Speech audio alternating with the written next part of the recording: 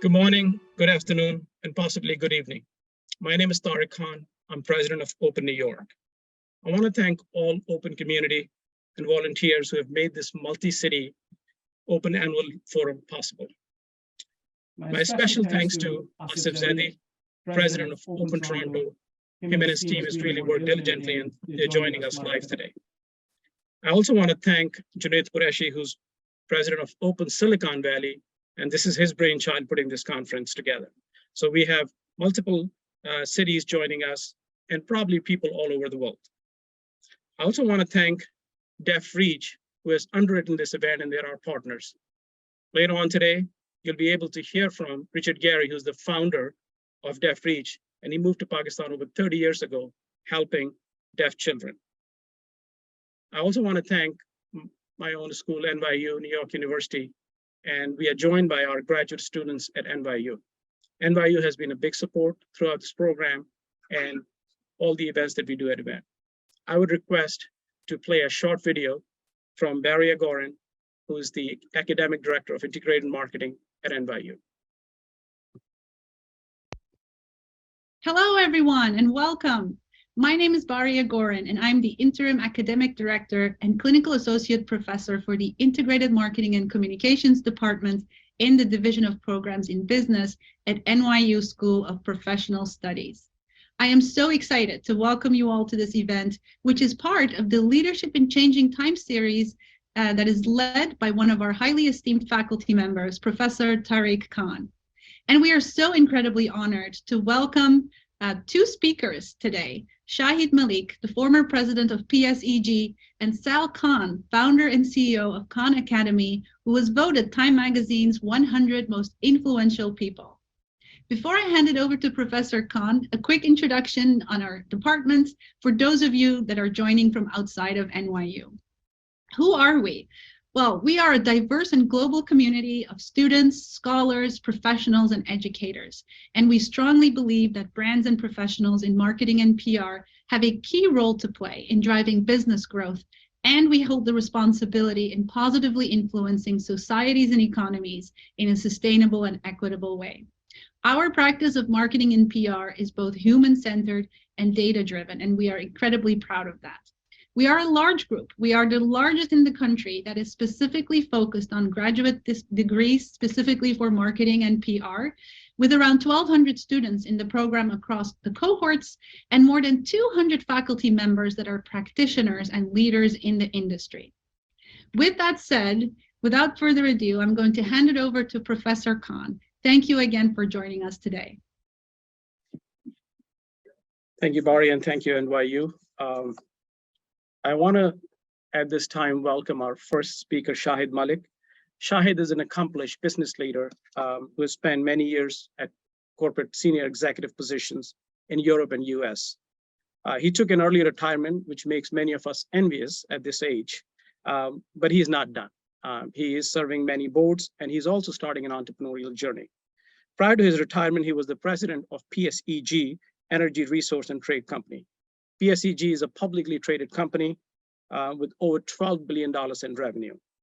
Shahid holds a BA in economics from Manchester University in England, and he also has an MBA in finance from Rice University. Shahid serves on several boards, and it is really an honor to have Shahid. Please give him a warm, open welcome. So Shahid, welcome to Open Forum.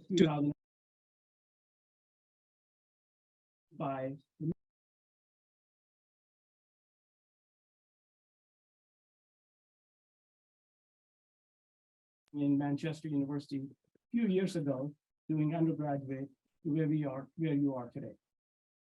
Tariq, thank you very much, and hello, and thank you to NYU and to Open for inviting me to share some of my thoughts with you today. I'm delighted to be here. Beautiful weather here in New York, and I'm hoping it'll be a nice day for everybody wherever you are, whether you're in Toronto. I appreciate you signing in this morning. And those of you in Silicon Valley who had to get up early on a Saturday morning to attend this event. So Tariq, you asked me to talk about my own personal leadership journey and to talk about some of the leadership lessons I've learned. And some of them have been good and some of them have been very hard. But frankly, leadership, whether it's for a small entrepreneurial company or whether it's a big company, have very similar characteristics. So let me start by asking, what is leadership? What does it mean? From my experience, it means different things to different people. But generally, a leader is someone who successfully gets things done, usually by rallying his or her team to success. And when we think about business leaders, usually we think about brilliant people like Steve Jobs, Richard Branson, or Sal Khan. But you don't have to be a CEO to be a leader, because there are many different leaders at every level of companies. It can be a junior person who takes the initiative to rally her team to success, or it can be a senior person.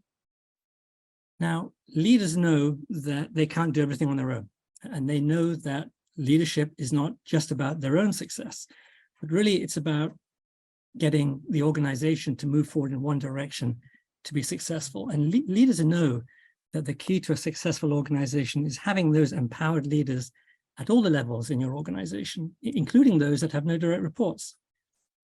The leader's role is really to inspire those around them and to empower those individuals around them to step up and to lead themselves. Clearly, not everybody wants to be a leader.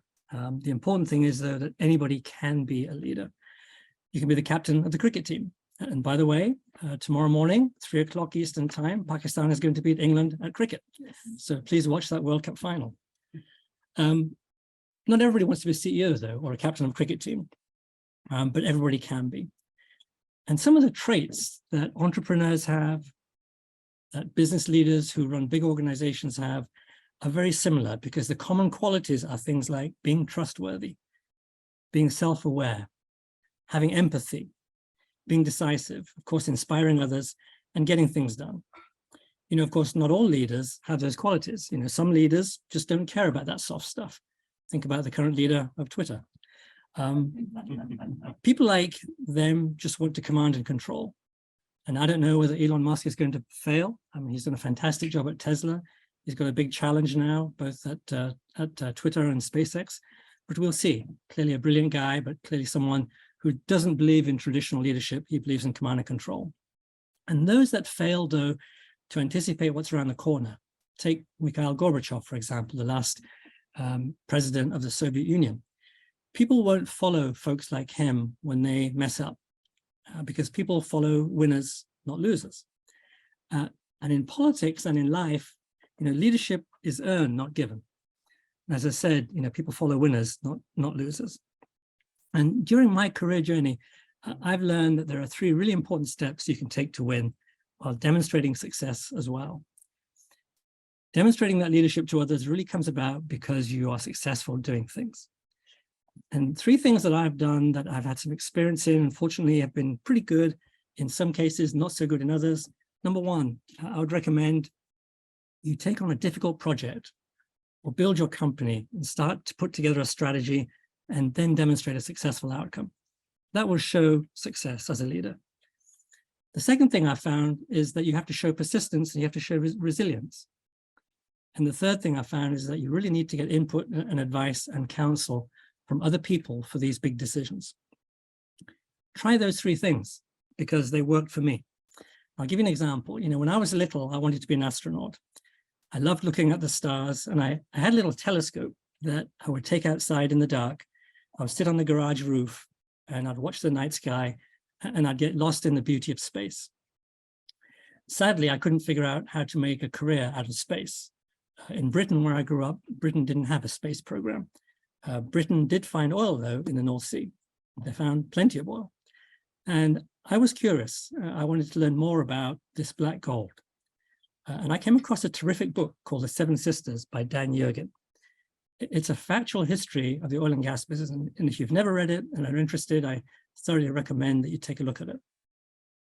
The 7 Sisters were the biggest energy companies in the world at that time: Exxon, Shell, BP, Chevron, Texaco, Mobil, and Gulf Oil. And this book was fascinating.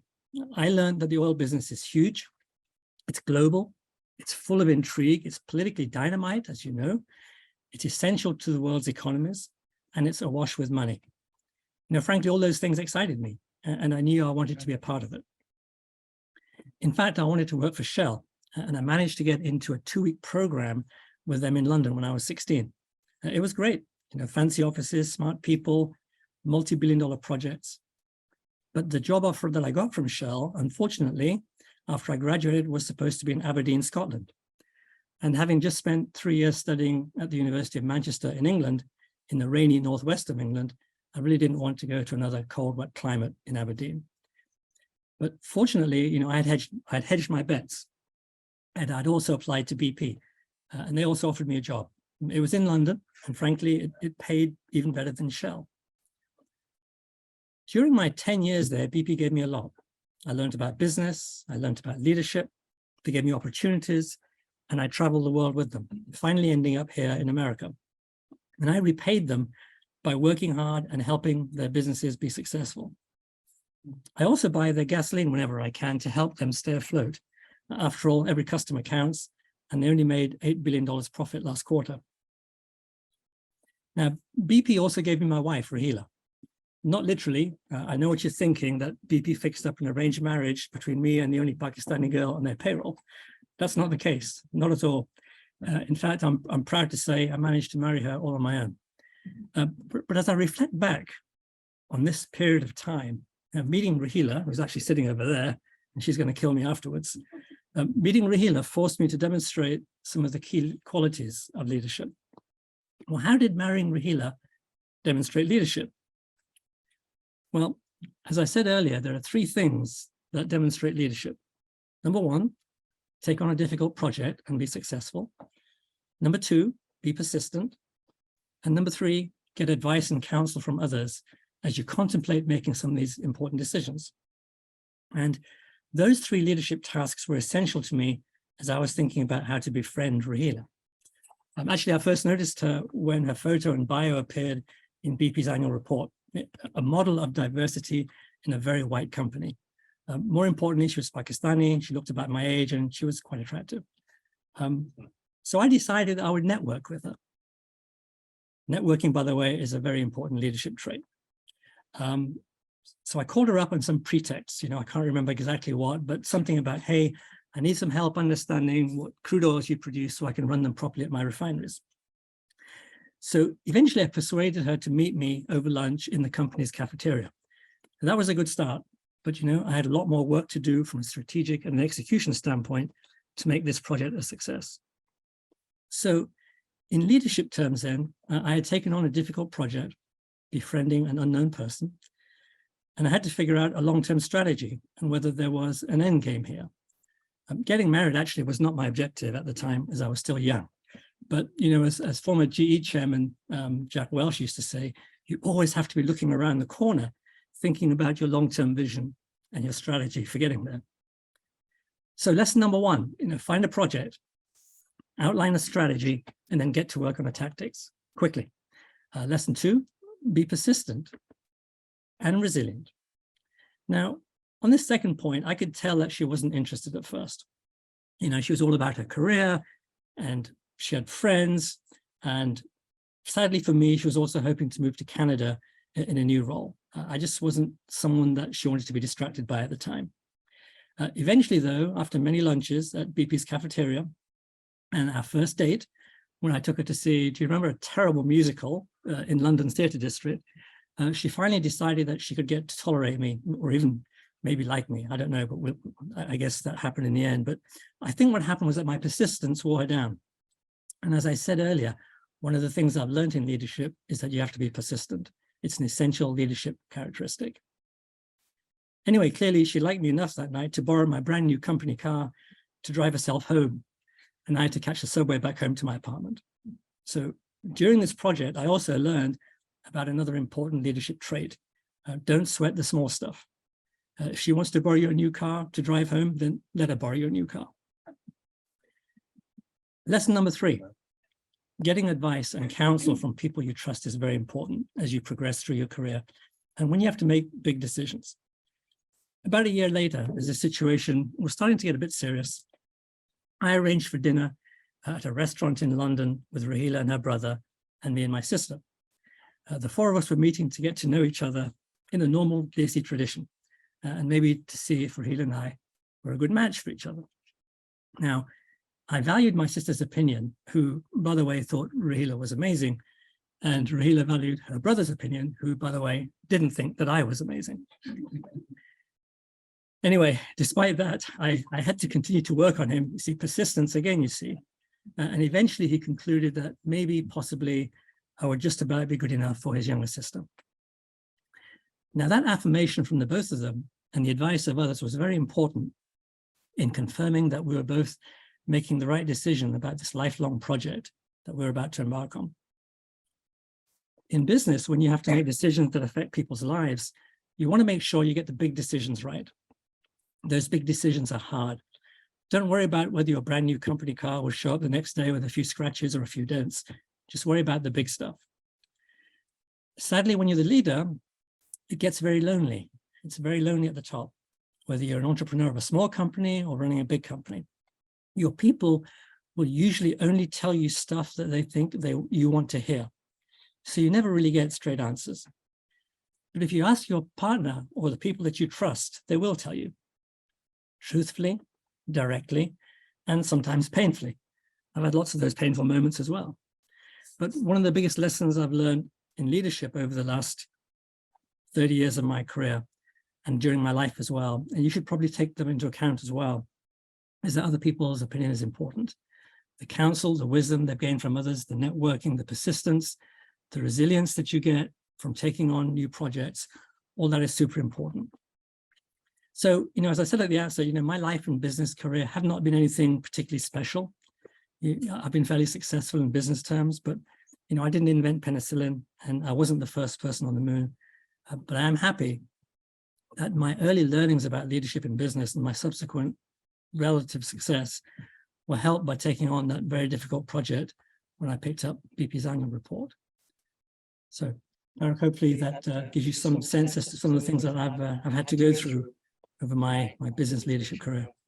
Thank you, Shahid. And I think you put the quote, that's leadership comes from your wife. So everyone, make sure that we honor that code that you have shared with everyone. Shahid, we all were challenged like never before in history during the pandemic.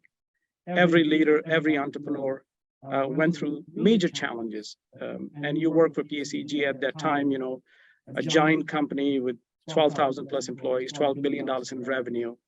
Share some of the challenges that you faced and how you overcame them and turned them into opportunities. Oh my gosh, thank you. That's a great question, Tariq. For big companies, for small companies, for entrepreneurs, the pandemic changed everything, mostly for the worse, but sometimes for the better. Frankly, we saw increased innovation, we saw increased creativity, we saw increased flexibility on the part of employers and employees. A challenge we face as leaders, I think, while working in a hybrid capacity is how do we effectively communicate with our colleagues? How do we effectively communicate with our investors and our other stakeholders? And then how do we get our people working together as a team and building a company culture?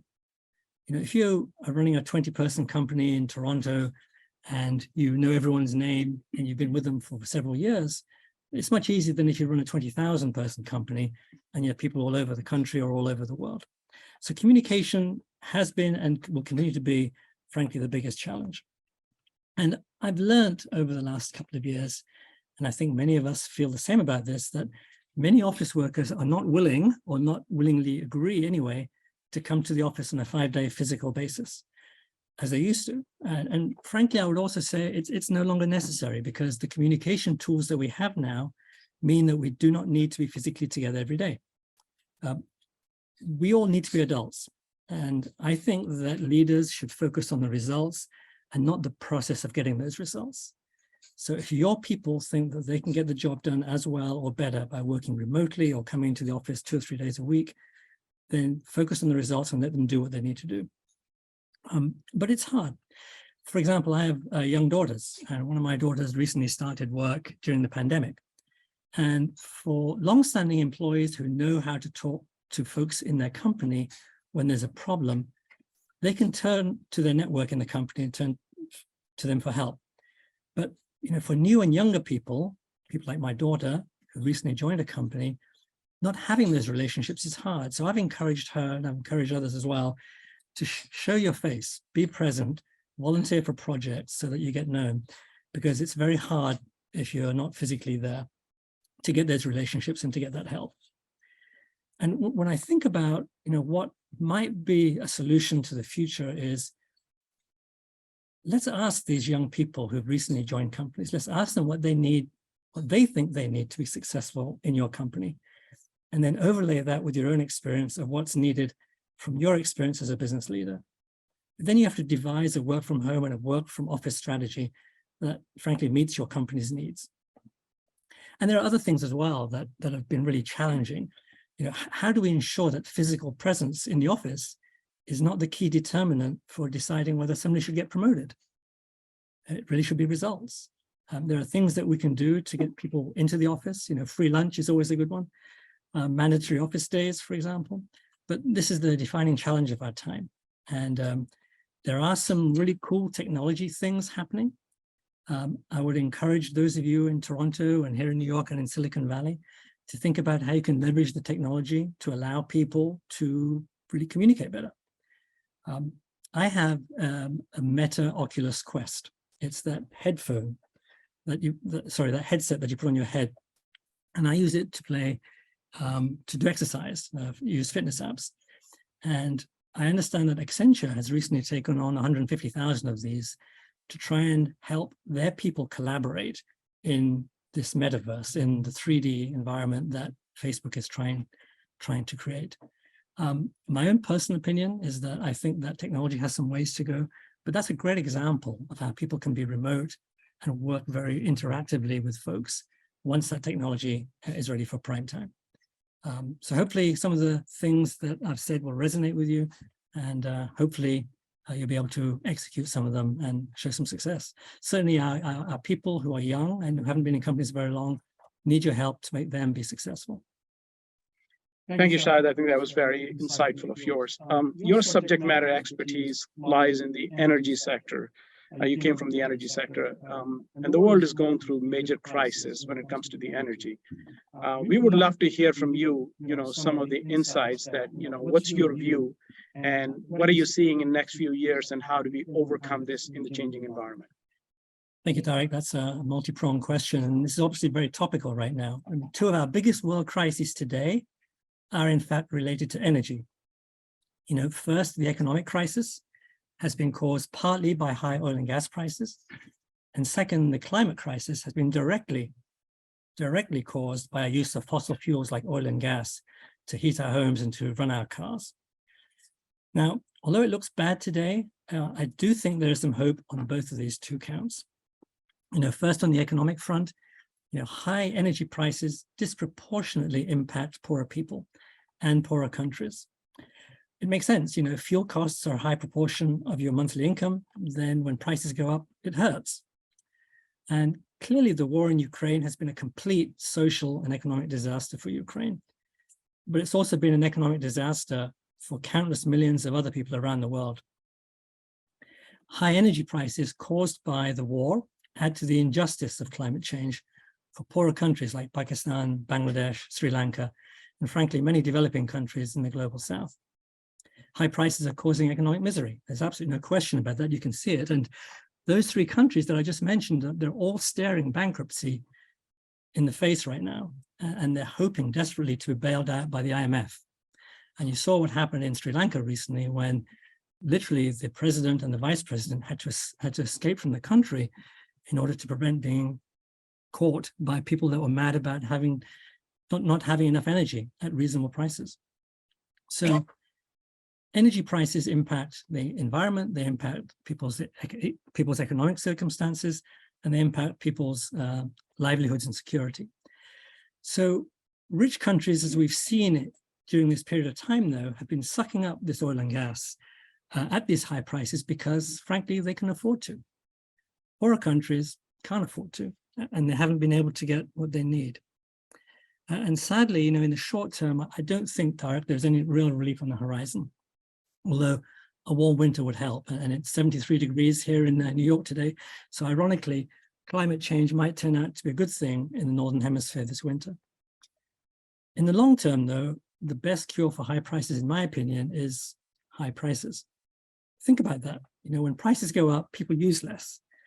and people switch to renewables and like solar and wind, which frankly are becoming cheaper by the day.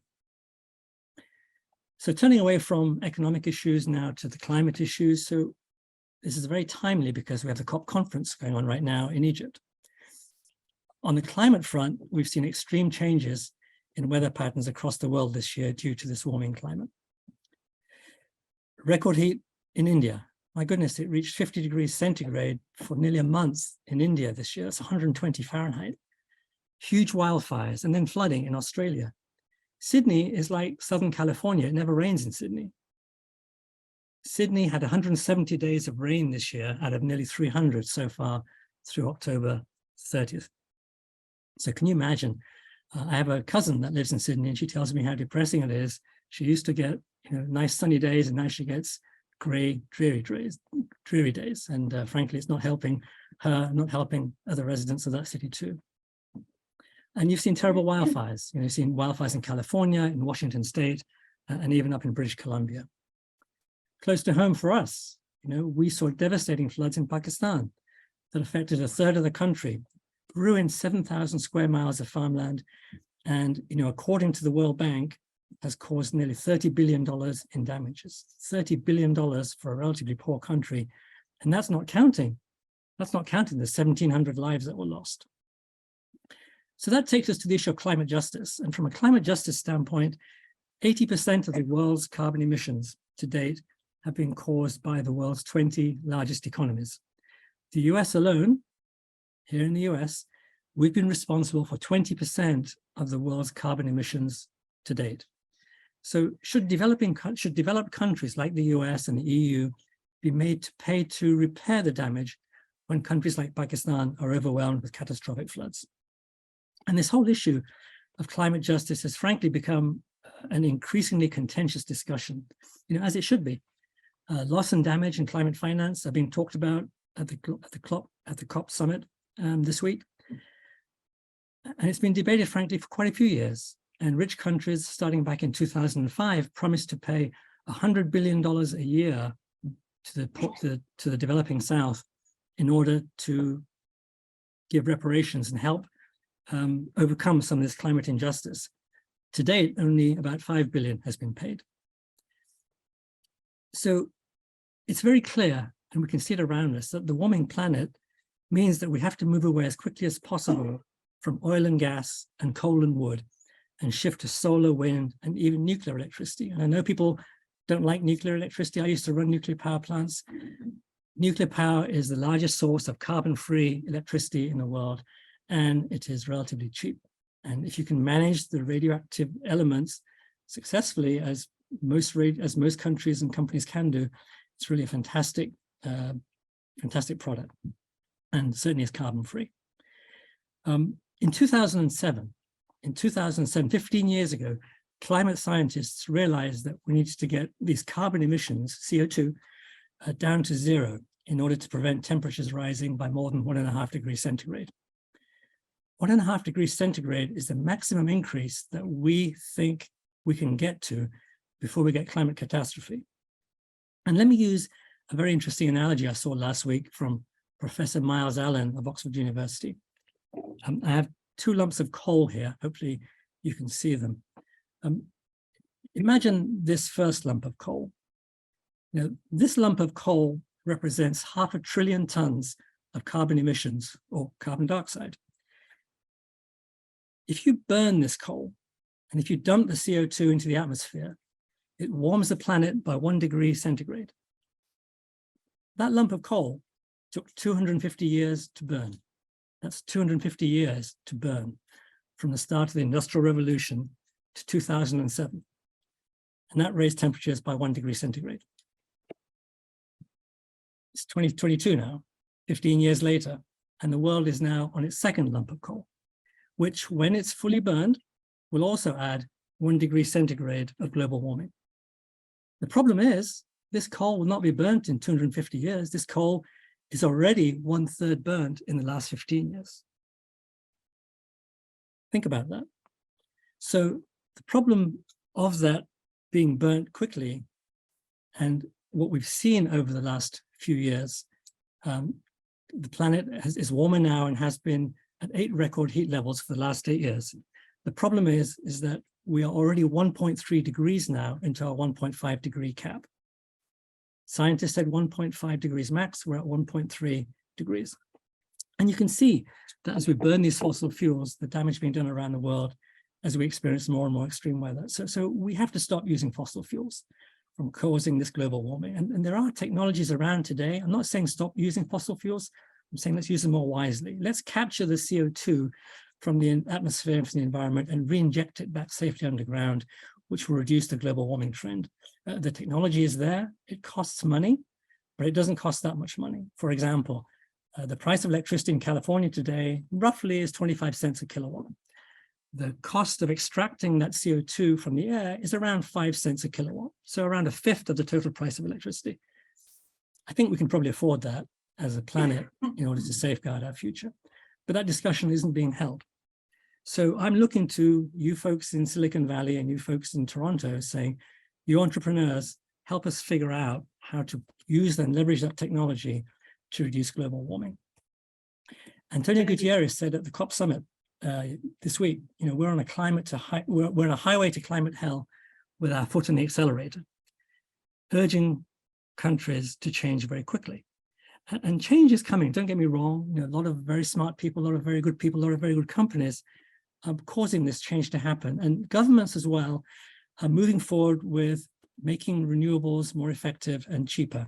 And there's a very powerful ESG, environmental, social, and governance movement taking place right now in companies, which are slowly moving us away from fossil fuels and onto solar, wind, battery, and other renewables. And a game changer will occur in 13 years' time when the world's largest economy, the EU, will ban new gasoline-fueled vehicles. The UK and California, by the way, have also committed to doing the same. So by 2035, no new gasoline-fired cars in those countries. And that shift is happening partly as a result of governmental policies, more needs to be done, but also partly because it costs less now to burn these light bulbs than it did years ago by using renewable electricity. In fact, it's cheaper to burn a light bulb of 100 watts using solar power and wind power than it is using oil and gas. The problem is the sun doesn't shine at night, the wind doesn't blow all the time. So, there are many logistical challenges to produce and deliver the electricity consistently and when people want to use them. So technology is helping overcome these challenges. And, the industry is looking for leadership from the technology industry to help us with battery storage and finding hydrogen in sufficient economic quantities to replace natural gas. The good news is the IEA, the International Energy Agency, did say that peak fossil use will occur in the next few years, and then will go down after that as the world shifts more and more to renewable power. And there are also some other reasons for hope. Number one, we have a new president in Brazil, which is great. The new Brazilian president, he's promised that the Amazon will be protected now from deforestation after 4 years of devastation, frankly, under his predecessor. As Lula said, the planet needs the Amazon alive, and that's what he intends to do. You may have also heard, secondly, that the US government is joining other countries around the world to invest nearly $400 billion to promote renewable energy, to accelerate investment in new technologies in order to help bring about more renewable energy into the marketplace. And the bad news about the war in Ukraine with high prices has also led to governments there really saying, hey, it's more economical now to use renewables. Let's invest even more aggressively in them. But there are no easy solutions to these twin crises, Tariq. I do think high prices will diminish over a relatively short period of time, but the climate problem will take time to solve. It'll take a lot of companies and people to get together to make it go away as a problem. And we need the bright people in this room and in Silicon Valley and in Toronto to work with energy companies to leverage technology, to use their leadership and to come up with better solutions, frankly, because we have to capture that carbon, we have to re-inject it in the ground, and we have to do it to reduce global warming, which will save the planet. And, Greta Thunberg, the 19-year-old climate advocate who didn't attend COP this year, and when she was asked recently at a climate conference, a different one, she said she was tired of going to COP because all they did is talk and never did anything. And she said very clearly, the time for talking is over. The time for action is right now. Thank you, Shahid. After listening to you, I think the problem about the energy is bigger than we thought. I don't know if our next generation will forgive us how we're leaving this place. It's definitely worse than we found it. So we are in the home stretch. We have last 9 minutes left. So I have quite a few questions, and I want to make sure that I get each and every one of them as quickly as possible, understanding that our audience in Toronto, Silicon Valley, and our NYU students, they're all listening. You touched upon talking about the entrepreneurial journey that you have started. The whole entrepreneurial ecosystem depends on the collaboration and partnership. Please share with us what prompted you to become an entrepreneur, and how you're trying to solve that problem and your approach in building a collaborative environment.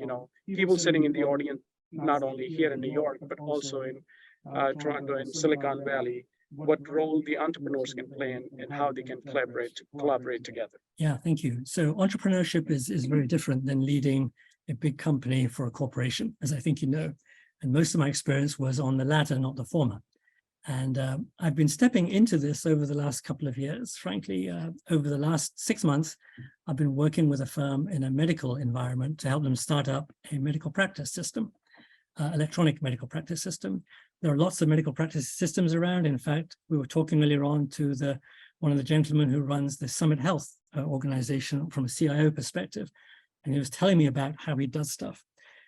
But in these big companies, what tends to happen is that bigger companies tend to lose sight of the consumer and the customer. And that's when entrepreneurial companies can come in and maybe find some gaps and figure out how to provide a solution that the bigger companies can't or don't want to or are unable to provide. The only way, frankly, for a company to be successful is to find those gaps and then to go ahead, figure out what is the strategy, how to execute on it, and how to get the people around you to go ahead and perform on a daily basis so that they're successful. So what I learned when I was working with this entrepreneurial firm is, one, it's very hard. Entrepreneurs have to live by the skin of their teeth. It's hard to raise money. It's hard to get the best people. It's hard to find resources. But what I would recommend all of you to do, which is what I've done, is I reached out to friends in the industry. I reached out to friends that I knew from my career, and I reached out to various business networks. And reaching out to business networks like Open, for example, or TIE, the Indus Entrepreneurs, I know they're competitors, but I have to mention them because actually they're a pretty good organization.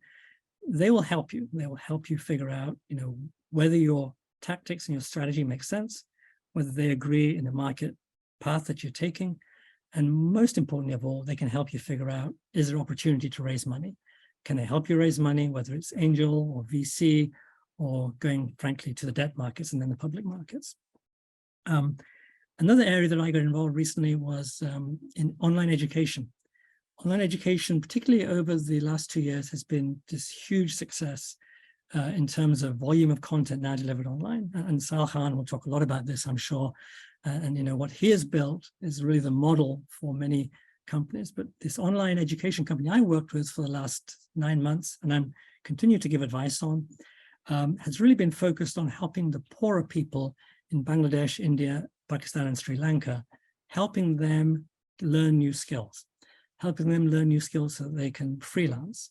And what we've learned that these people need is that they need help, they need guidance, and they need, frankly, a little bit of money so they can get internet connections, they can get a laptop, they can have a quiet room where they can do their work, and then they need to access the network.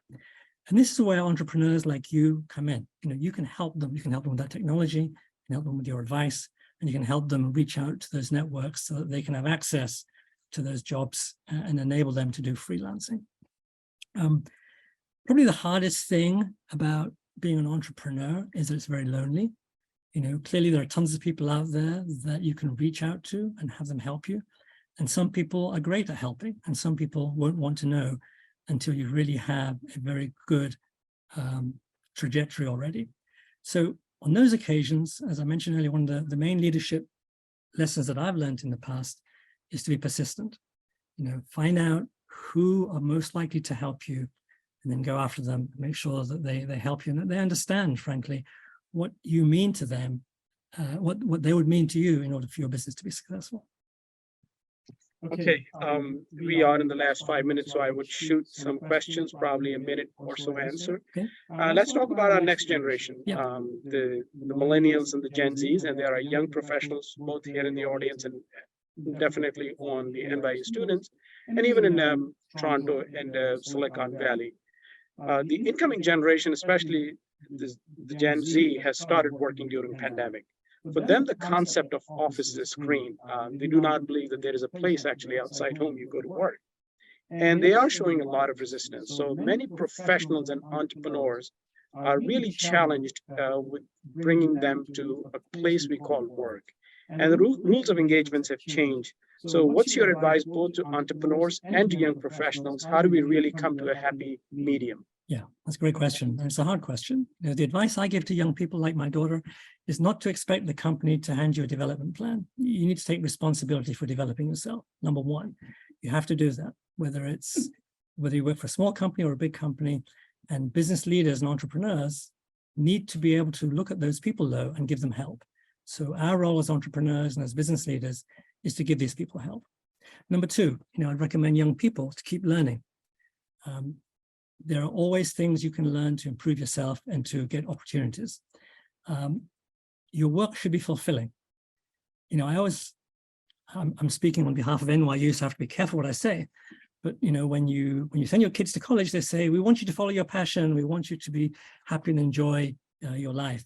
Well, passion is important. Work should be fulfilling, but it needs to pay the bills as well. So remember that. So when you're doing a job or you're doing a degree, make sure it's a job that can possibly, hopefully, pay the bills as well. To be successful, volunteer for stuff outside of your immediate comfort zone. For young people and for entrepreneurs as well, don't worry about making mistakes. You'll make tons of them in your career. I've made tons of mistakes in my career. You just have to avoid making the really big mistakes. And don't worry if the tech industry is laying off people. This industry has busts and booms all the time.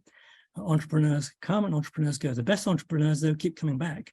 And the best entrepreneurs build several companies over their lifetime. And then lastly, I would say, have a balanced approach to life. I wish that I spent more time in my life spending time with my family and my friends and traveling for pleasure, for example. And making money is important, but it's not the most important thing. I found over my career that if you work hard, if you take calculated risks, then you will be successful and money will eventually come your way. Thank you, Shahid. That was really a great insights from you. And I truly believe that today the world is changing, and the adaptability and the flexibility in leadership and entrepreneurship and even in a professional career path is going to be the key for success. We are now coming to the time where we really have to finish this session. But I want to make sure that I want to thank all our partners. First of all, I want to thank the entire team of Open New York, who has really worked diligently, our board members, to make this event successful. I want to thank all of you for being here with us. And my special thanks goes to Asif Zedi, President of Open Toronto, and his entire team for really partnering with us and giving us time and really sharing this session with us. I also want to thank the fearless leader of Silicon Valley, Junaid Qureshi, for his leadership and putting this event together. And he has a full day. And those of you who do not know, his event goes until midnight, and then they are watching the live cricket game because they are 3 hours behind us from that event. So there are a lot of cricket crazy, passionate people in the audience. But I also want to thank special thanks to DeafReach and the founder of DeafReach, Richard Gary, who has traveled all the way from Pakistan. And I'm so excited not to only have him here, but hear his story that how someone really 30 plus years ago decided to leave US and go there and work with deaf children. We are the one who left that country to come here for a luxury life. He did the other way around. So we are looking forward for his speech and what he has to share with us. And we want to thank DeafReach for really being our partner. Once again, thank you so much. We are right on the time. And my special thanks goes to NYU and NYU students. We will take a 15 minutes break, but right after that, we'll come back with Sal Khan session, live stream from Silicon Valley. So let's have a round of applause for Shahid Malik.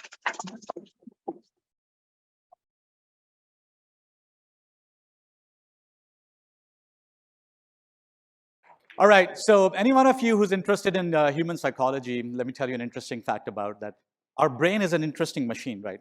When faced with challenges, it automatically builds boundaries around it and try to solve the problem within that boundary. Now it's up to us how creative we are to expand that boundary or to break that boundary or how narrow we want to get into that, right? Education certainly helps, but it's not just getting the education. It's the way of teaching, it's the way of learning. There's so many different ways that now people can learn. And there's so many great initiatives that are going on around how to make sure that the person who is learning gets the point, right? And that's why we have our keynote speaker around education as well today. But to start that keynote session, I would like to invite the moderator for that session, who is the CEO and the Chief Data Scientist for a data science dojo company. Please put your hands together for Raja Iqbal. Okay, so I will, before I bring in the next, our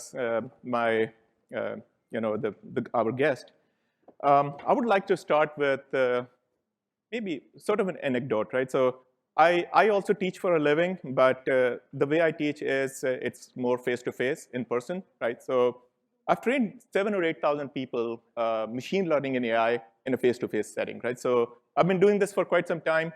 I'm also an educator at heart, so I absolutely enjoy teaching. Some people, they say, if you exit your startup, what are you going to do? I'll probably go back and teach math or physics at high school, right? So that's what my passion is, right?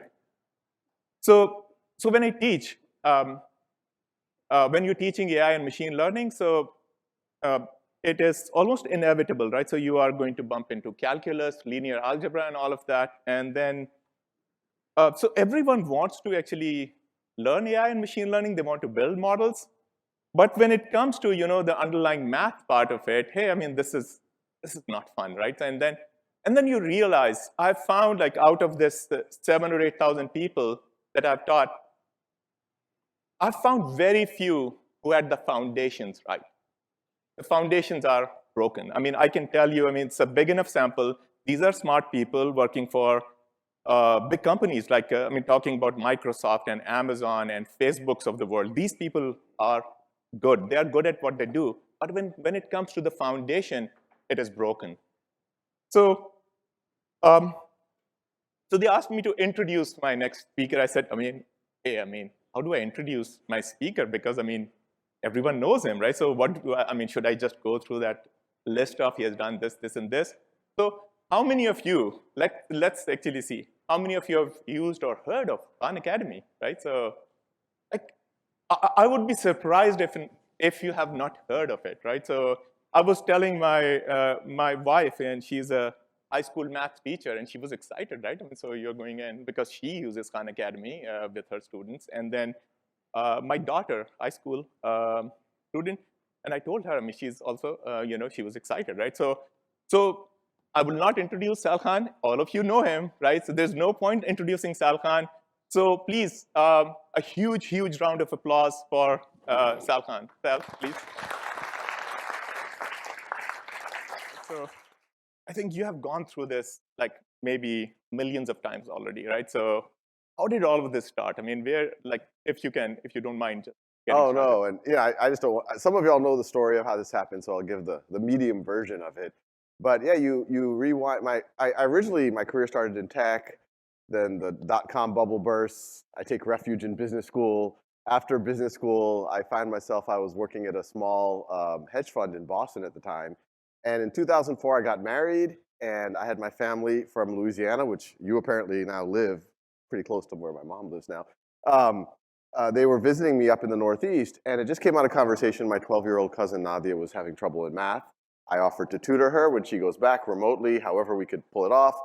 And it was difficult at first. She had really lost her self-esteem, but slowly but surely she got caught up.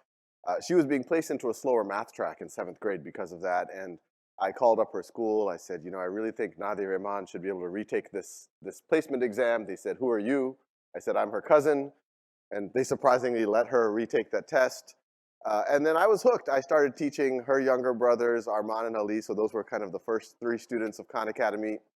And I saw a common pattern. Well, first of all, word spreads in my family, free tutoring's going on before I know it. 10, 15 cousins, family, friends all over the country I'm tutoring after markets closed for my hedge fund job. And I saw a pattern that, just as you were just mentioning, that the reason they were having difficulty wasn't because they weren't bright, wasn't because they didn't have good teachers, wasn't because they weren't trying. It was because they had gaps that in a traditional system, there was no really easy way for them to address. The class just keeps moving on. If you get a 70% on a test, that 30% you don't know, it just keeps accumulating. And that's not to even mention the stuff you might forget. And so I started writing just kind of fun software for them. And that was what I called Khan Academy. The domain name was available. It was a fun project. I did think in the back of my mind that, hey, maybe this could be something that could scale. Like, as we're amongst entrepreneurs, I had found product market fit amongst my cousins. So I said, well, maybe there could be something bigger here. And then in 2006, a friend, we had moved out here, and a friend, his name's Zuli, have to give him credit. And he said, hey, Sal, this is all cool, this software, and you're tutoring all these cousins, but how are you scaling your lessons? And I said, yes, it's hard to do even with 15 cousins, what I was doing with just Nadia. And he said, well, why don't you record some videos for them, upload it onto YouTube, and and y'all have heard me say this many times, but it's true. I said, YouTube's for cats playing piano. It's not for serious math. But I gave it a shot anyway. And long story short, my cousins told me they liked me better on YouTube than in person. And and then people who frankly weren't my cousins were starting to use it. And then that just kept growing. I was getting letters every day. And by 2007, 2008, there were about 50 or 100,000 folks who were using it pretty regularly. And by 2008, I set it up as a not-for-profit with a mission, free world-class education for anyone, anywhere. Even then, I thought I was going to stay at my hedge fund job for probably at least another 5, 10 years until I could achieve some wealth, maybe, and then do something like this on my own terms. But events kind of took over. I had trouble focusing on my day job, and in 2009, I took the leap and tried to start it up as a real not-for-profit in 2009, 2010. Yeah, that's great. So I will use that as a segue, right? So the mission is to provide free world-class education to anyone, anywhere, right? So, and you have a background like as a hedge fund analyst, and you have an MBA, right? So like going to something from like hedge fund analyst to a free world-class education for anyone, from anyone, anywhere, for anyone, anywhere, right? So, and then, and you quit your job, right? So what were you thinking? I mean, what was going on? Yeah. No, my wife, and not my wife, my mother called me and said, what were you thinking? What are you thinking? But my wife was very supportive.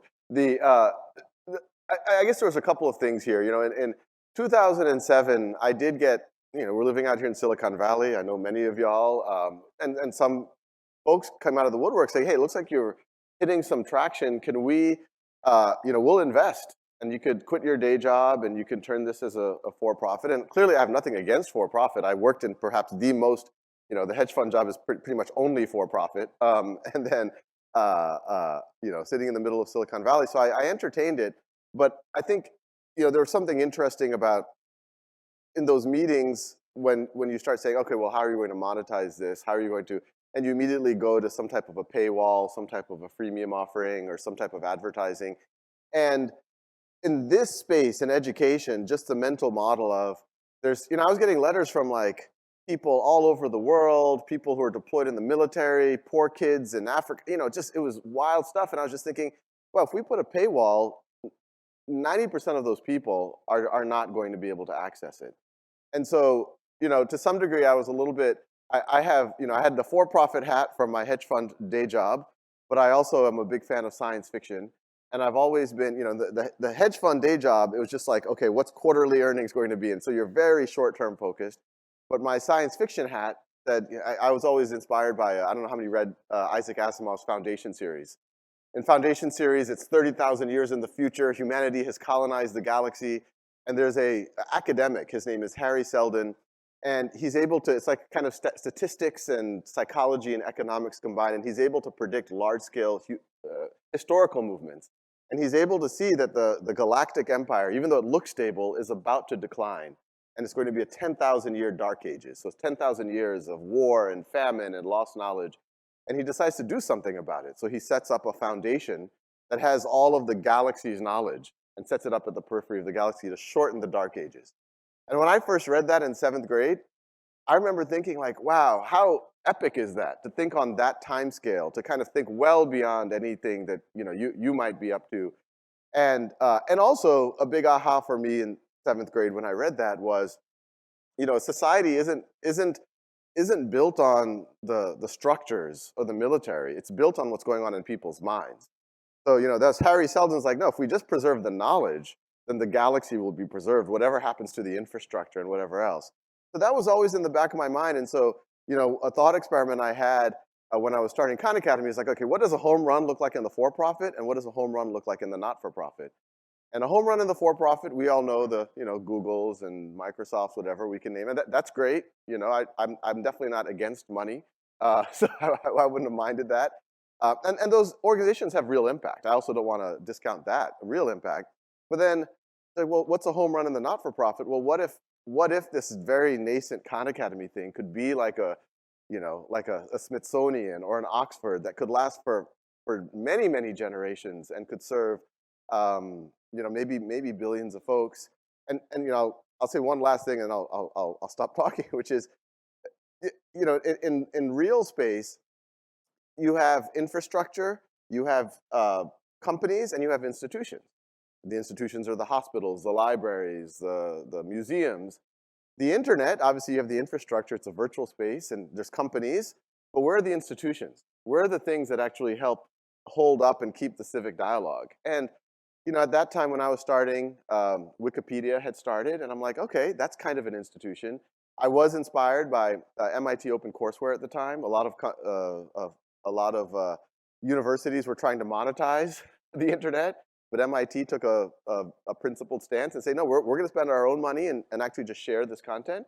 And so a little bit of me just said, hey, why not? Why not try to swing for the fences and see if Khan Academy could be another institution here that could help, up-level what's going on the internet and hopefully in the world. That's great.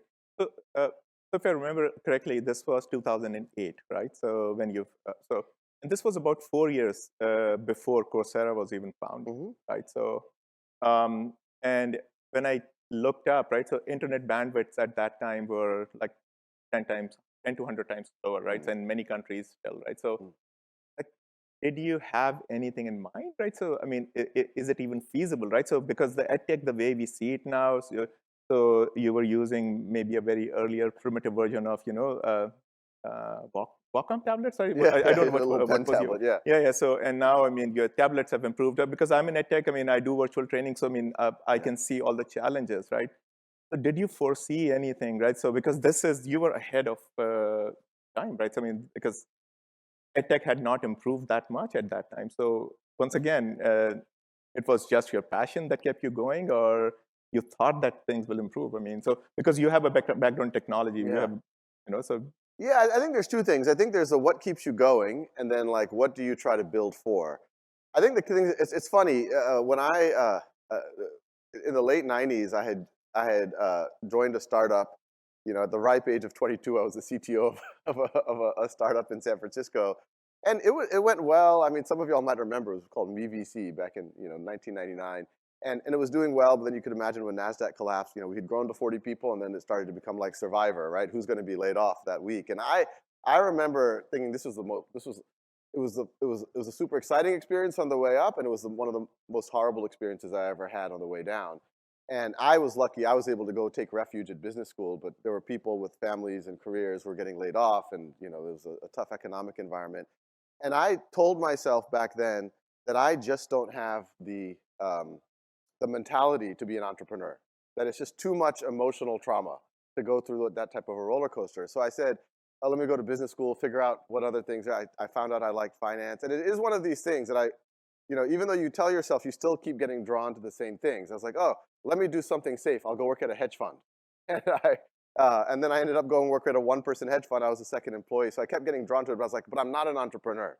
I can't do this startup thing. I can't do this tech thing. I saw how bad it was.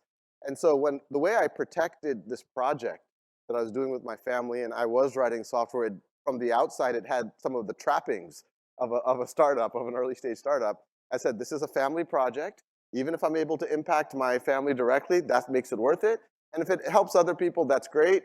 All my business school friends, hey, Sal, how are you going to monetize this? I was like, nope, this is not a startup. Don't ask me all these cynical questions. This is just a thing for my family. And so that's what kept me going, is just take the small steps, but every now and then think some of these delusional big foundation series type of visions and keep those thoughts at the same time. In terms of, how does something as, 2008, I'm doing very basic YouTube videos, basic software. How do you go from something like that to free world-class education for anyone, anywhere? And even then, it was clear, though, that the trends were, even though at that time and still, not everyone had access to the internet or bandwidth, the adoption curves were faster than almost any other technology and continue to be faster than almost any technology. So, it felt pretty clear that if we could build the infrastructure, the ways for people to get all the knowledge, all the practice, and eventually the credentials, which is something we're working on now, where you can actually get credit for the work on Khan Academy, that, the Wayne Gretzky skate to where the puck is going, it's in 10 or 15 years, which is now, or 10 years beyond that, it will be pretty So did common. you see the puck going that way? Yeah, absolutely. I don't think it's you have to be a Nostradamus to say in 2008 that by say 2028, most of the world will have fairly low cost access to some form of internet. Yeah. Yeah. Okay. So one more question about the early days, then we'll move on to the present, right? So you quit your job, and you had a newborn around that time as well, right? So, and then must be stressful, right? And then you did not have any source of income except donations. And then your Bill Gates and Andor, they were the earliest supporters, right? So can you tell us, how did they find out? What happened? Yeah, it's fascinating. I took the most, people sometimes ask me, how do you market and all this? I took the most naive approach possible. I said, I'm just going to keep making videos, keep writing software, and hope people notice. That's all I did. And, I think any entrepreneur, you have to start with a little bit of delusional optimism. Surely the world will recognize that what you're doing is worth supporting or investing in or whatever you're doing. So yeah, it was fall of 2009. I quit my day job. We had saved enough money. It was essentially going to be for a down payment on a house, which even in 2009 was not a joke out here. But we could afford to live off of it for maybe a year, and without it not being a down payment anymore. Our first son had just been born, and my wife was in residency and doing her fellowship, and so she was making a little bit of money through that. But yeah, I think you give yourself a year, but you expect that in 3 months, surely. I was already starting to talk to a few philanthropists, and they seemed interested. But I think what happens to a lot of entrepreneurs, whether social entrepreneur or for-profit, you get a lot of no's that you didn't expect to get, and in that first. And then if you fast forward about 6 to 9 months in it, I can joke about it now, but it was incredibly stressful. It was, I would wake up in the middle of the night, I'd look at my wife, my kids sleeping, I'm like, we're digging into our savings about $5,000 to $6,000 a month, and you really wonder what you just did, and especially it was especially hard because there was no conventional track. It's not like I could point to 2 or 3 other people who had quit their job to start a not-for-profit in education that leverages technology. We knew some people in this room that had done the same thing on a for-profit, and so yeah, it was bad. I won't sugarcoat it, but slowly but surely, one day I got we were getting a few $100s in donations, and then one day a $10,000 donation came in. I see who that was. Her name's Andor. I recognize the last name, and I said, hey, Ann, this is the largest donation we've ever gotten. If we were physical school, you would now have a building named after you.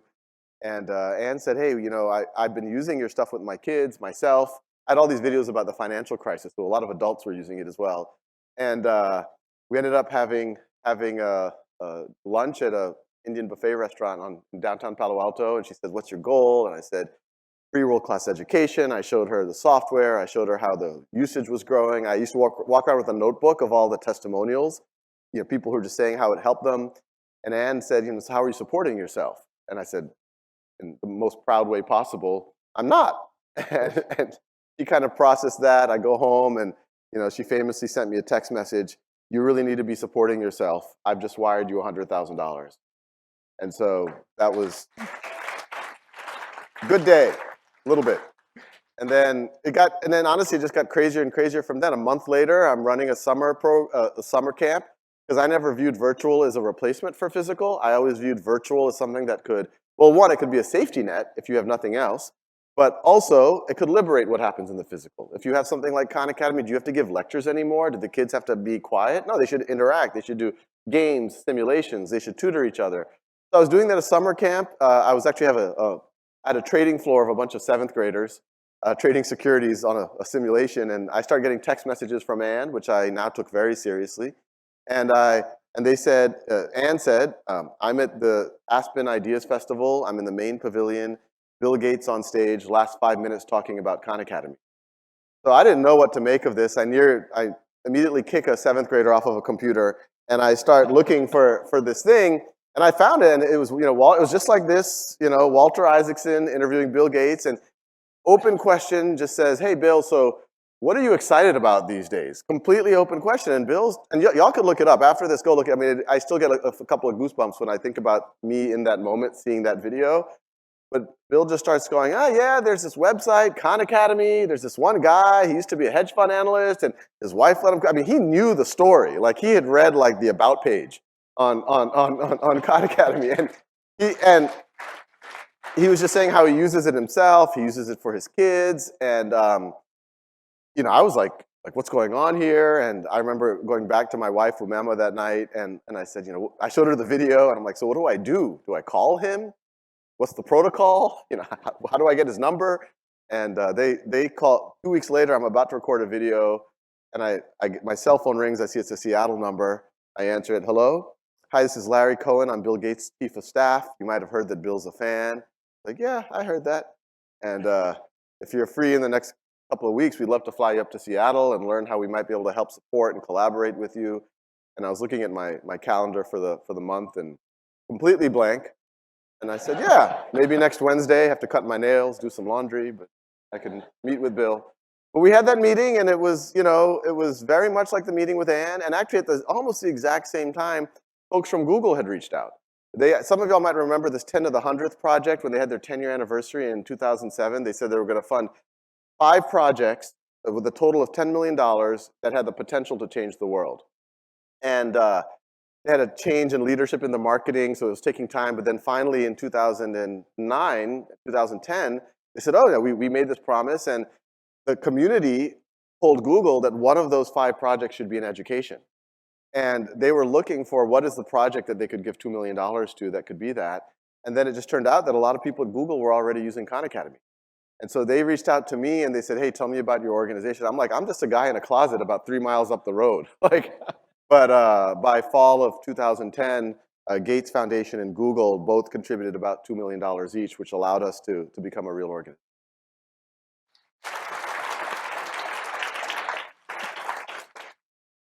Okay.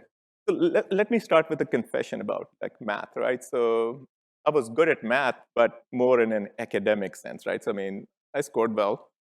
So start my PhD, right? So started with data compression, and then by reading paper and eigenvectors, eigenvalues, and data compression. This is not what I know about eigenvectors. I mean, so you just solve the problems to get an A, right? So I mean, that's how it was, right? So in that moment, it occurred to me. I mean, why didn't they tell me this is what eigenvectors and eigenvalues are, right? So I mean, so applications, right? So my question here is, what do you think is broken about our education system? I mean, so why is it, particularly math and sciences, so people have this fear, right? So it is not for me. I don't have the gene for sciences and math. Right? So what's broken? I mean, do you have any? Yeah, I think there's a bunch of things. I mean, what you just said is often cited, that people don't understand how to translate the abstract of what they're doing in the classroom to maybe why it might be relevant to their life. I do agree with that to some degree, but I actually think to some degree have a little bit of a contrarian or more traditional, which is what's really happening, as I alluded to before, I saw this with my cousin, is as you move through a system that just gives you some lecture or some homework and then gives you a test, and on that test, even if you get a 95%, what was the 5% you didn't know? And then, of course, we know that you might forget some of the even 95% that you did know.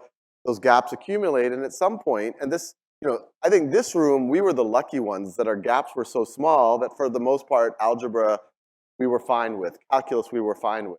Maybe once we got to linear algebra, we started saying, eigenvectors, let's work it.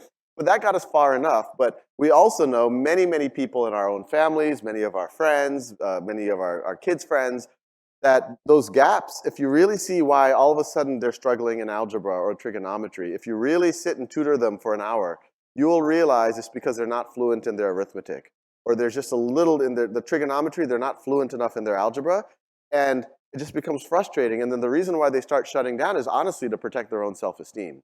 And I saw this with my own cousins. As soon as you start feeling like you're fluent in it, you get good at it. As long as you can engage. You don't even have to feel like you're the best. Like I'm a 5'9" desi kid, but I still enjoyed PE. I never said, when am I going to have to take an orange ball and put it into a basket in real life? I never asked about applicability because I was engaged. I was, I was able to participate. But if I had so many gaps that I could not even engage in basketball, I would feel the same way. So I think the same thing is happening with math. If anything, most young people have a clear signal that math, if anything, and in science might be one of the most useful things in your life. In fact, they know that. They see all of y'all. They want to be in this room. But if you look at the number of students who want to be STEM majors when they enter college versus the number that actually succeed at becoming STEM majors, it's all because of this. They take those first few classes in calculus or physics, and they do badly. And you have this this notion.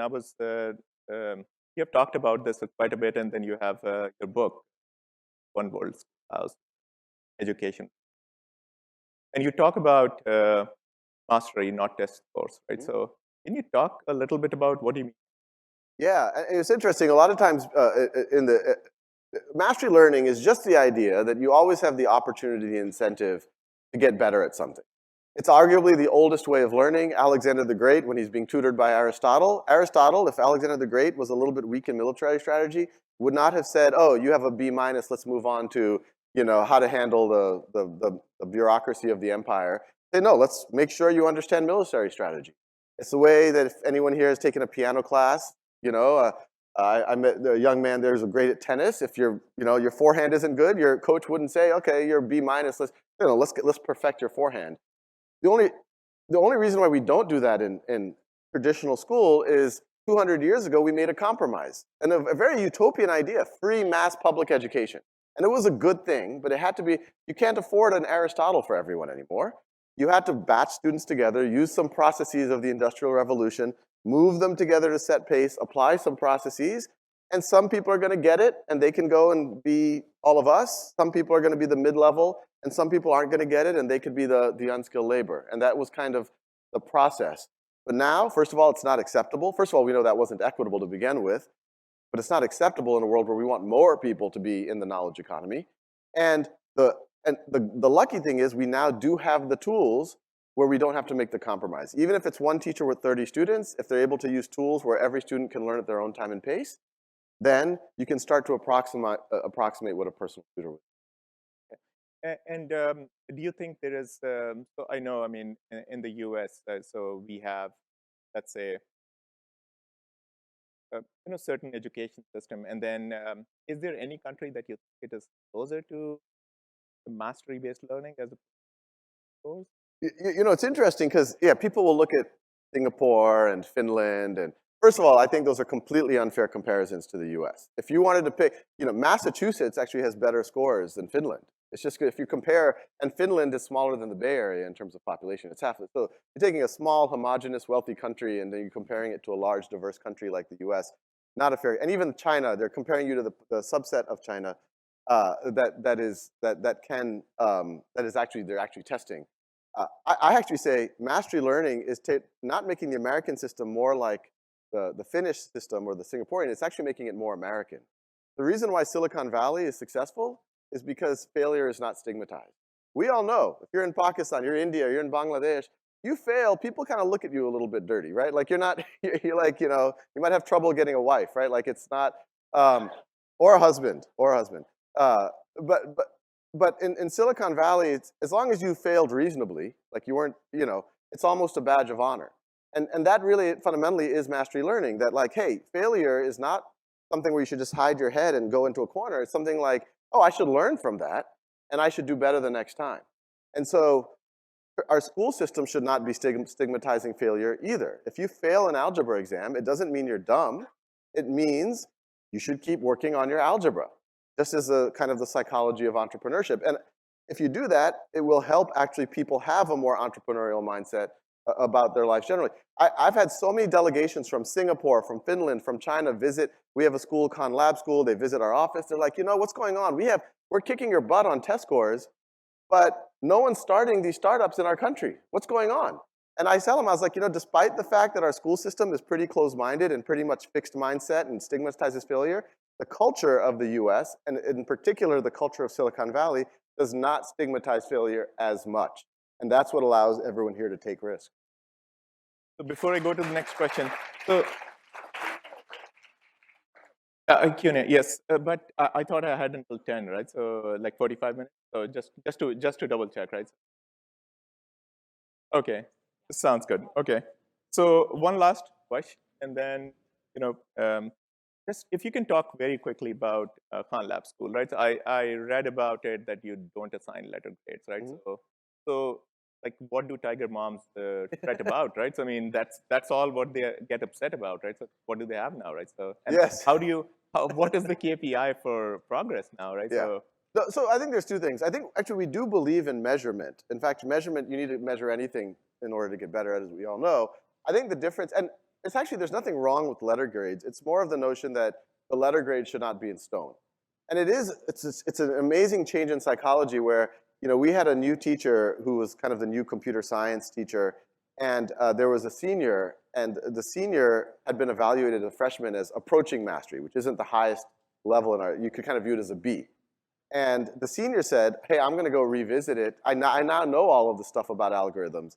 And that teacher thought, hey, isn't this cheating? We're letting them, and I was like, well, do you think that student knows the material? He's like, of course. He was just interning at NASA writing code for them. Of course he knows for loops now that he was a little bit weak in 9th grade. And then I was like, so what's actually wrong is that grade.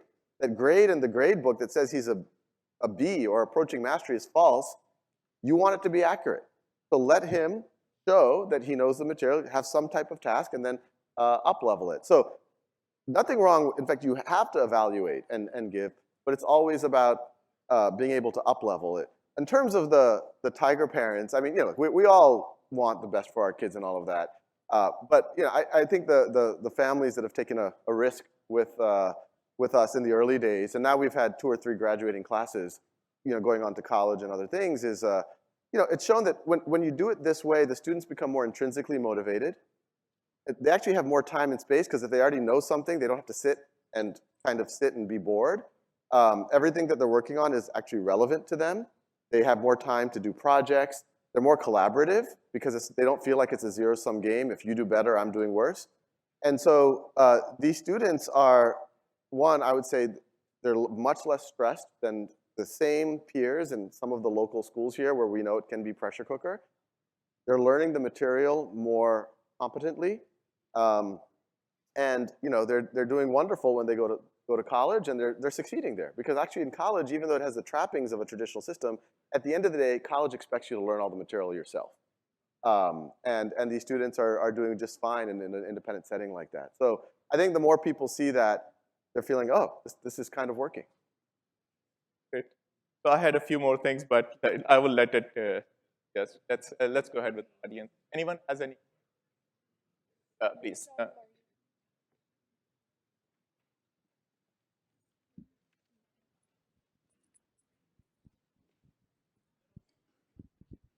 Hey Sal, Hassan here. Thanks again, firstly, for making Khan Academy. It's been very helpful for a lot of us people. What I wanted to know is that for us lucky few people, we get the chance to go to a 4-year educational institute, get a degree and everything. And even though the networking part of going to a university is really huge and getting all those connections and everything of that sort, but the educational part is still something that is, I feel like, replicated across universities and still to the core. You can't change physics or chemistry, right? or some of the engineering concepts. So for the people who really can't afford or access universities, do you think there could be in the future a concept of a free university where these courses are put up online and actual degrees are made for people? So if you can't attend a university, you can maybe enroll in something of this sort to actually get the educational and a degree background that's vetted through. I think that's a possibility in the future sometime. Or maybe Khan Academy could do something like that. Not just a possibility, we're working on it. So I'll tell you a couple of things that we're already doing, and then I can foreshadow a few things that might happen in the next year or two. So we already have a partnership. So this isn't this crowd, but like, it shows you the situation in the American school system, but it's actually true globally. A majority of kids who go to 2-year and 4-year institutions in this country have to take remediation. They don't even place into college algebra. College algebra is really algebra 2, which you should take in 10th or 11th grade at worst. And they get placed into 7th grade math. And this goes back to mastery learning. Even though they take algebra 1, algebra 2, and all this, they go to college, the college say, wait, you're not even ready to learn algebra yet. So we've been trying to solve that. We started a partnership with Howard University where it's a very small one right now, but we're going to scale pretty quickly, is we're going into Title I high schools, which are high schools of poverty in urban areas in the US. And if these students get mastery on Khan Academy, and essentially a version of our Algebra 2 college algebra course, Howard University is giving them transferable college credit in college algebra.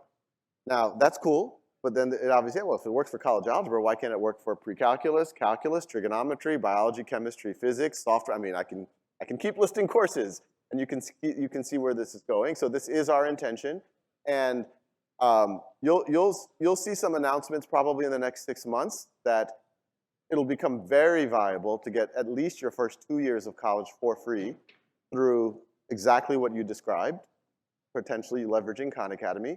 And I'm hoping in the next 3 to 5 years, it will be all of your college can happen in that way. So, you know, you'll hear more. You'll hear more.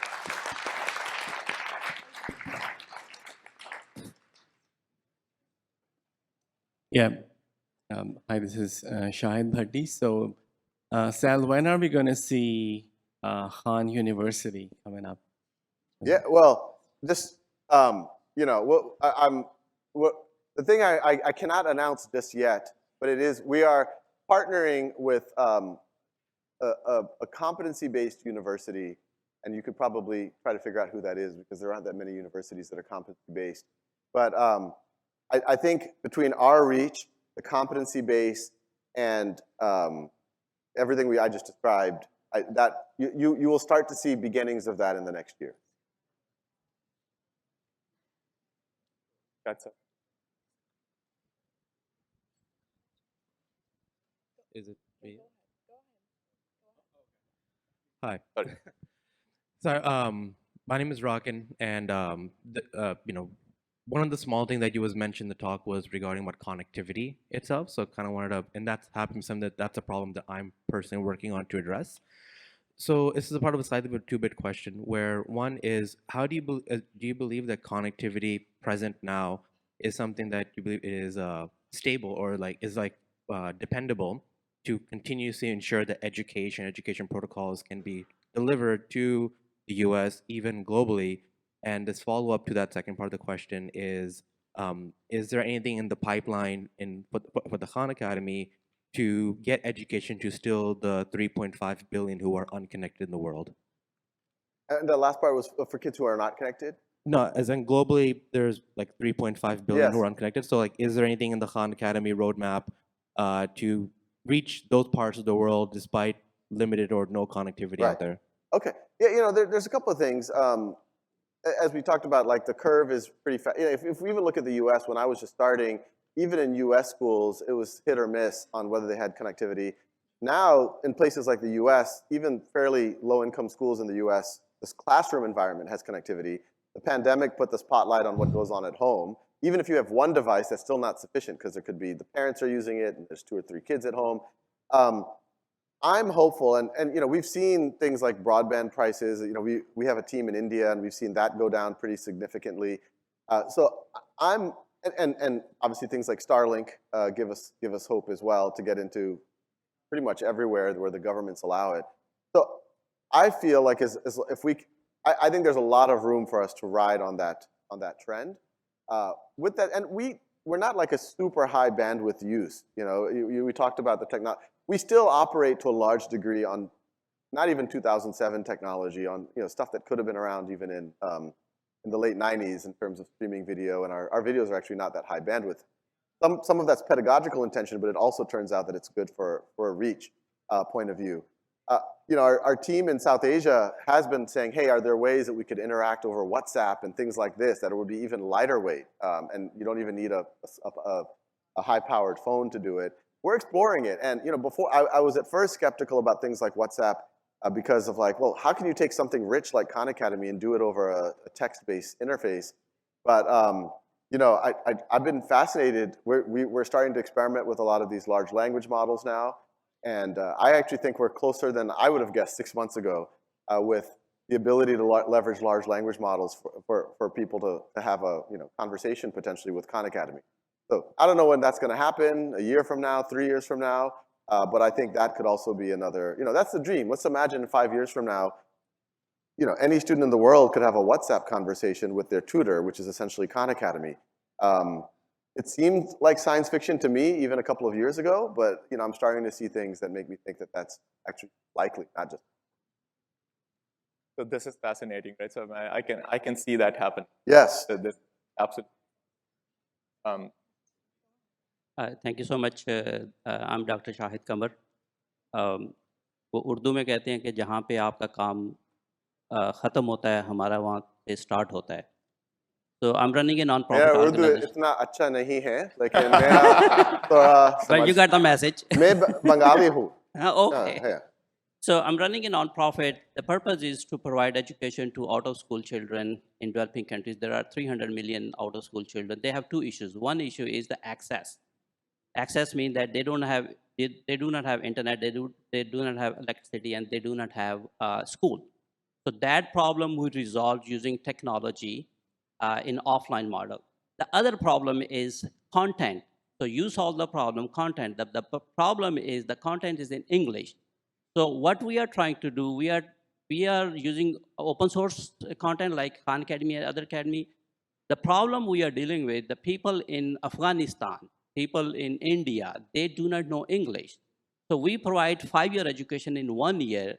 So is there any appetite or any plan that you can create content in local language, like in Pashto, in Hindi, in Sindhi, so that local students between the age of 5 and 14, they can get education using their local language? Thank you. Yeah, absolutely. And actually, that's one of our priorities from day one. When we got our first grant from Google, actually half of that first grant back in 2009, 2010, was for localization. And many of y'all know Bilal Musharraf was actually our first head of international at Khan Academy. The first localization that was ever done was actually in Urdu. It was done by Bilal, and that's where the idea even came from. And since then, that has grown into 50+ localization efforts around the world. So every language that you just mentioned actually does have an instantiation of Khan Academy. The videos have been translated, and the platform, our platform does not support bidirectional yet. So that's where Urdu and Arabic and Hebrew and Farsi, we hope to be able to do that. Honestly, it's a resources issue. So if you know folks who want to support that type of stuff, let us know. But y'all would be interested. We're actually started in India, we've started formal partnerships. The state of Punjab is now using Khan Academy as an official resource. And the state of Punjab in India is actually translating. So you could go and have a complete Punjabi experience on Khan Academy. We're working with Uttar Pradesh. I mean, it's amazing because each of these states are like the size of a country, right? Uttar Pradesh is the size of Brazil, 20 million students. We're doing a very formal partnership with them. So we're hoping, and obviously we have less formal things going on in Pakistan and in Bangladesh and other places, but I hope that we can get to that same level of fidelity that we're starting to get some traction now in India. And India and Brazil and other parts of Latin America where we have the most focused non-US, non-English things, but we hope that we can accelerate it all over the world. Thank you. We are interested in partnering if we can do at some time. Absolutely. How much time do we have? We have time for one more question. One more question. So,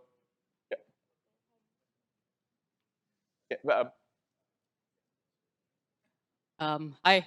Sorry to everyone who also wanted to ask a question. I know you guys are also desperate, so I'm gonna keep it short. First of all, huge fan, Sal Khan.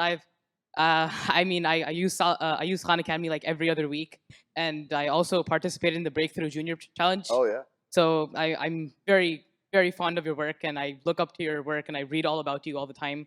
So I actually started homeschooling recently, and I think the whole idea of Khan Academy is about independent work because, as you said, the schooling system is about helping the masses, right? So you can't have everyone doing work as they can on their own pace.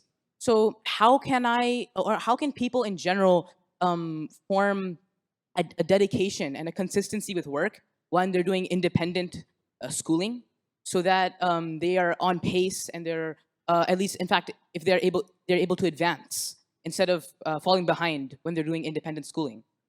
Yeah, no, excellent question. And actually what you just zeroed in on is the core issue. A lot of people think to reform education, you have to have fancier technology or fancier standards or this or that. But really, it's all about motivation. Because honestly, even 30 or 40 years ago, if you were motivated enough, you could go to the library, take a dense textbook, and just try to power through it. Now, what we hope is things like Khan Academy have done, and the internet has done in general, but hopefully Khan Academy is part of it. If it was this hard to engage with the textbook, we've now lowered the activation energy. So it's easier and easier. But we still know that we do have examples of young people all over the world. You know, Khan Academy is all they needed, and they're off to the races. And I mean, some of these stories would put tears to your eyes. Girls in Afghanistan who have taken onto Khan Academy, and now they're quantum computing researchers in the US. And I mean, there's this young girl, Sultana, it would blow your mind. Orphan girls in Mongolia who use it to educate, you know. So there are people in the world who are that motivated, and you give them Khan Academy, they're off to the races. But there may be sub 1%, sub 5% of the population. So a lot of what we try to think about is, we think the tools are there, the pathway is there, even the credentials are going to be there soon.